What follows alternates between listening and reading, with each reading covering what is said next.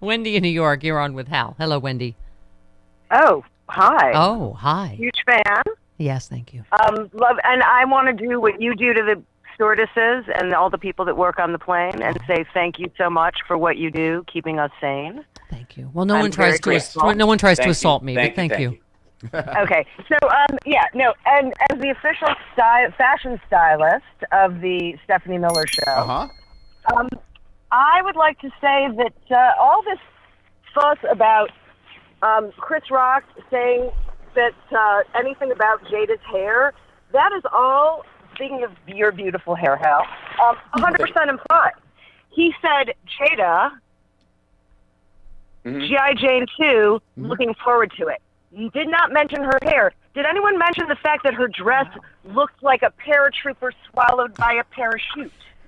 Yes, a lot of people called it broccoli. It was turtleneck. She was it wearing down the front like a frogman. I mean, beautiful. Yeah. I well, think again, this is the difference, and I do make a distinction as a comedian that it's really easy. You do not make jokes about characteristics that people have that they cannot change. Right. Now, in the realm of things you can change are things like your weight, for example. So there's a lot of gray area in this. Yeah. But you can't change your height, for example. your clothes. Your clothes you can change. Yes. So outfits are fine. Yep. And if you shave your head and it looks terrible, it's fine. And people make fun of the fact that I have long hair. I've been misgendered a lot recently. And I'm quite frankly, I'm flattered that everybody's like, who's the hot chick with the broad shoulders? I'm cool with that. But in the process, and Chris had made this documentary about black women's hair. Yeah. So it's not that he wasn't aware of this. And she had been open about it. So he knew that it might be a sensitive topic, possibly.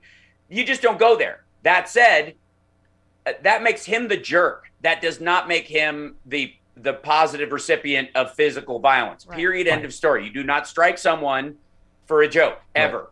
Right. And if Will Smith had walked up there and said what he said, the language he used on the Oscars, without hitting him, yes, Chris would be the villain in the story. Yes. Right. Everybody would love Will Smith. Yep. And everybody would come to Jada's defense. Yep. The fact that he struck him is what wrecked the whole thing. Yep. As it should, because that's the line. And Hal, as a woman, even I recognize there are some women, including Tiffany Haddish, who've been like, I like to be defended like that. But again, like you just said, I would draw the line at physical violence. Like, yes, I would want my partner to defend me. And I suppose the only, what's the word? Wrinkle would be if someone was assaulting me. Like, right, that's yes, different. right. Well, that's but, that's not even on the scale we're talking about. Right. And again, at that moment, there are no questions. The moral clarity is really obvious. That's self-defense or the defense of someone else.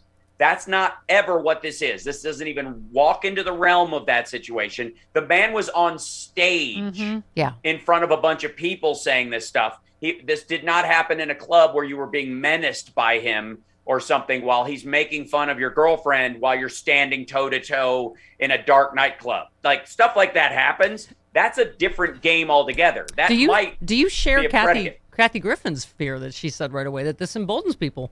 Who's going to be the next Will Smith at a club that any of us are at? Of course it does. They want to impress their girlfriend.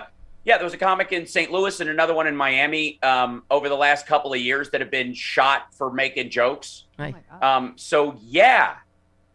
It's particularly bad, that it was Will Smith because he's perceived as basically this was a moment where one of the nicer guys in Hollywood, this guy who's seemingly one of the sweethearts, it's okay for him to do it. That means anybody who's even hard is now going to perceive themselves. Yeah. Joe Rogan fans who see themselves as tough guys, there's a moment where they're closer to this line all the time, in theory, although I don't think any of them would cross it. That's the weird part. And Hal, I got to say, there's a lot of triggers for a lot of people, including people like me that have been a victim of domestic violence. When you hear someone say, love makes you do crazy things.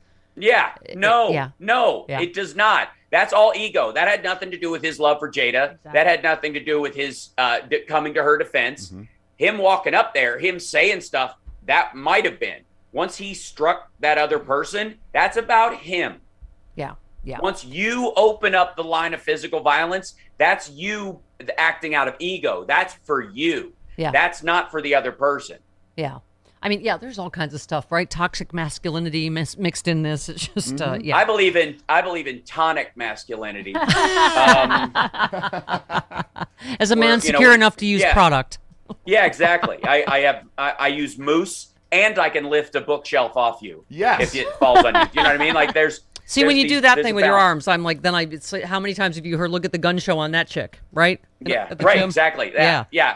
I get don't even get me started on the conversations I've had about whether or not I should compete against a woman. It's just, it's all the hot conversations. Oh, God. Let's not wander into that again. All right, let's just not. Let's just not.